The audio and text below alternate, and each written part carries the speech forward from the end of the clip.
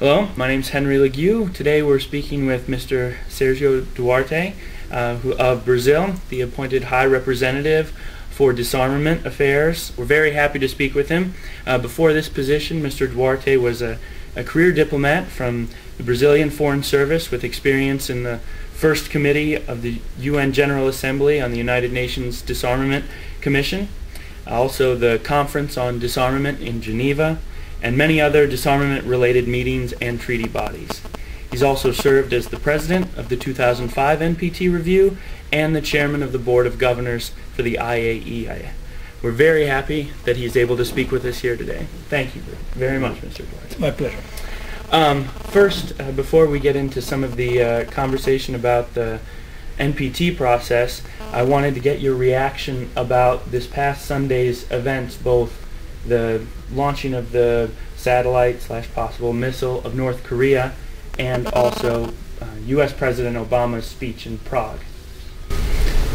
Well, about the launch, I think that it is clear that it does not help the situation in the Far East. Security and stability are not helped by this kind of action. Even more because the Security Council had issued a number of resolutions telling North Korea not to do that.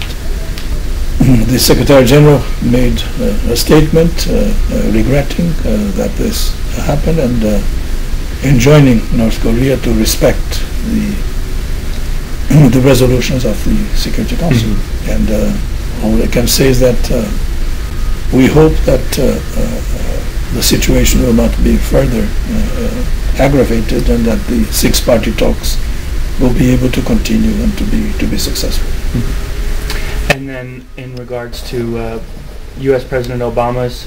I think that it was a very important speech. I cannot remember in the last decades a president of a nuclear weapon country being so specific and so clear about the goal of a world without nuclear weapons. So I think it was very positive, and I am sure that there will be very, very good consequences of that speech. In the wake of the statement, which was not only President Obama's, also President Medvedev also joined him in saying these things.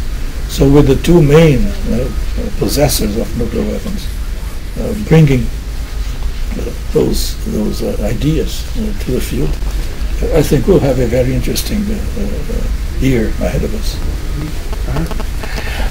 Next, as we look specifically now towards the NPT review process in 2010 and kind of reflecting on how 2005 didn't produce many substantial results, has there been anything recently that gives hope that that would be a possibility outside of what individual states like the U.S. and Russia have said? Has there been movement here at the UN, and what type of promise has been shown at the NPT that is going to be a success? Well, the sheer fact, as I said, that those two presidents have come forward is in itself very, very important. But then, of course, for the past couple of years, many other former statesmen, even statesmen that are still in power, have come forward also with their own views on what progress can be made in these matters.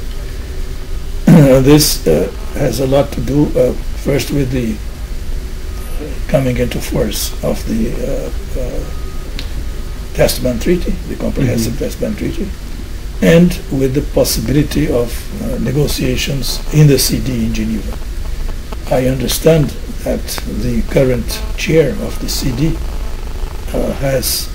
is in the final stages of putting forth a proposal to the conference, and I hope very much that in view of this climate of progress, that it will be possible finally for the Conference on Disarmament to start meaningful negotiations on an FMCT, which is the first order of business, but also in other items on its agenda. And we understand that the U.S. and Russian weapons are in that, there are a number of them in that heightened alert stage, the hair trigger alert stage. What has been shown to give a possibility that they're they can be persuaded to remove those nuclear weapons from high alert. Have there been any concrete, or is it just these talks and speeches? There have been many suggestions in the past couple of years for de-alerting, for extending the time between a warning and a launching of weapons. I hope, again it's a hope, that those two countries will look seriously into that and make an effort to de-alert their forces. It's not something that is easy to do. But then again, they are the ones that possess the largest arsenals. They should be the ones to give the example to the others. We spoke a second ago about the different treaties, and one treaty, the UN Disarmament Commission of the European Union, called for a treaty to abolish short and intermediate range ballistic missiles. Does that look like it's a possibility, more of a possibility than the others, or where do you think that stands in the range of possibilities? Others have proposed that too. I think Russia has proposed it in a statement last year in the first committee of the General Assembly. And now European Union, through its chair, who was then President Sarkozy, also came forward again with that proposal. It is something that, of course, interests very much the European countries. What the Russians, I think, have proposed is that that be extended to the whole world, that this ban would be effective in the whole world. Let's see if the other countries also join that. But at least in Europe, where there are such weapons poised, I think it would be a very welcome measure if that would be possible. Okay. Something that Gordon Brown, the Prime Minister of Britain, suggested the nuclear powers should meet this year to plan a roadmap for the 2010 review. What would you like to see in that kind of roadmap, and is that a workable format? If the 5 nuclear weapon countries get together and agree on measures to be taken at the 2010 review conference of the NPT, I think it will be a most welcome happening. They could start by saying or discussing how they would fulfill the commitment under Article 6, which is to get together, not only themselves, but to get together with the other parties to the NPT and to arrive at negotiations towards nuclear disarmament. Britain has had a number of interesting proposals lately. More than a year ago, they proposed that the nuclear countries get together to see and to study verification measures for a future ban on nuclear weapons. And this is a very interesting proposal, and I hope that the other nuclear countries would also join in that initiative. To what extent do you, the Office of Disarmament Affairs, the IAEA, and the UN Secretary General, the UN as a community, have in the ability to see the world's missile sites and count the missiles? Basically, what is the likelihood of complete global nuclear disclosure?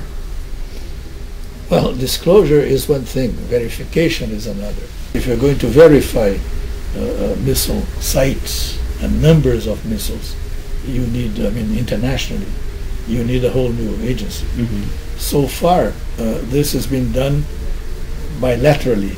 What the world community has said repeatedly, and so has the Secretary General for that matter, is that it is important that in agreements of reduction and eventual elimination of nuclear weapons, it's important to have transparency.